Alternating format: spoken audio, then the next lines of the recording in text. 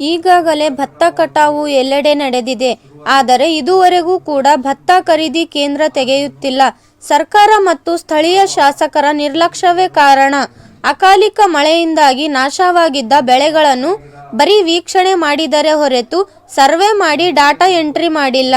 ಈಗ ಎರಡನೇ ಬೆಳೆಗೆ ನೀರು ಕೊಡುವುದಿಲ್ಲ, ರೈತರು ಸಹಕರಿಸಬೇಕು ಅಂತಿದ್ದಾರೆ ಎಂದು ಜೆಡಿಎಸ್ ಮುಖಂಡ ಚಂದ್ರು ಭೂಪಾಲ್ ನಾಡಗೌಡ ಸರ್ಕಾರದ ವಿರುದ್ಧ ಚಾಟಿ ಬೀಸಿದರು. ಈ ಕುರಿತು ಪತ್ರಿಕಾಗೋಷ್ಠಿಯಲ್ಲಿ ಮಾತನಾಡಿದ ಅವರು, ಇಷ್ಟು ದಿವಸ ತುಂಗಭದ್ರಾ ಡ್ಯಾಂ ಕ್ರಸ್ಟ್ ಗೇಟ್ಗಳ ಬಗ್ಗೆ ಮಾತನಾಡುತ್ತಿದ್ದರು.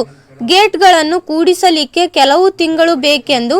ಯಾವಾಗ ಡ್ಯಾಂ ಗೇಟ್ಗಳ ತಜ್ಞ ಕನ್ನಯ್ಯ ನಾಯ್ಡು ಗೇಟ್ಗಳನ್ನು ಕೂಡಿಸಲು 3 ತಿಂಗಳು ಸಾಕು, ಮುಂಗಾರಿನ ಎರಡನೇ ಬೆಳೆಗೆ ನೀರು ಕೊಡಬಹುದು ಎಂದು ಸರ್ಕಾರಕ್ಕೆ ಪತ್ರ ಬರೆದರು. ಆವಾಗಿನಿಂದ ಗೇಟ್ಗಳ ಬಗ್ಗೆ ಮಾತನಾಡುವುದು ಬಿಟ್ಟರು.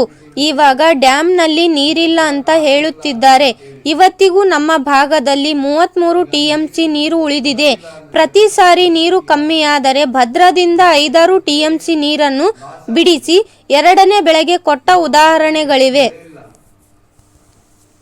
ಭದ್ರಾ ಜಲಾಶಯ ತುಂಬಿದೆ, 10 TMC ನೀರು ತರುವ ಅವಕಾಶಗಳಿವೆ.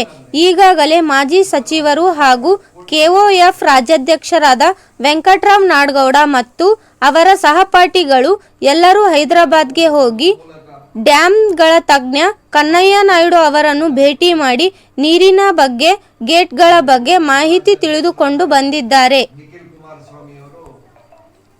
ಬಂದ ಮೇಲೆ ಉಪಮುಖ್ಯಮಂತ್ರಿ ಡಿಕೆ ಶಿವಕುಮಾರ್, ಜಿಲ್ಲಾ ಉಸ್ತುವಾರಿ ಸಚಿವರಾದ ಶರಣು ಪ್ರಕಾಶ್ ಪಾಟೀಲ್ ತಂಗಡಗಿ, ಎನ್.ಎಸ್. ಬೋಸರಾಜ್ ಅವರ ಜೊತೆಗೆ ಮಾತನಾಡಿದ್ದಾರೆ. ಅವರಿಂದ ನೀರಿದ್ದರೆ ಕೊಡಬಹುದೆಂಬ ಮಾತುಗಳನ್ನಾಡಿದ್ದಾರೆ. ನವೆಂಬರ್ 14ರಂದು ನಡೆದ ಐಸಿಸಿ ಸಭೆಯಲ್ಲೂ ಕೂಡ ಎರಡನೇ ಬೆಳೆಗೆ ನೀರು ಕೊಡುವುದಕ್ಕೆ ಆಗುವುದಿಲ್ಲ ಎಂದಿದ್ದಾರೆ. ಹಾಗಾದರೆ ರೈತರ ಪರಿಸ್ಥಿತಿ ಏನು?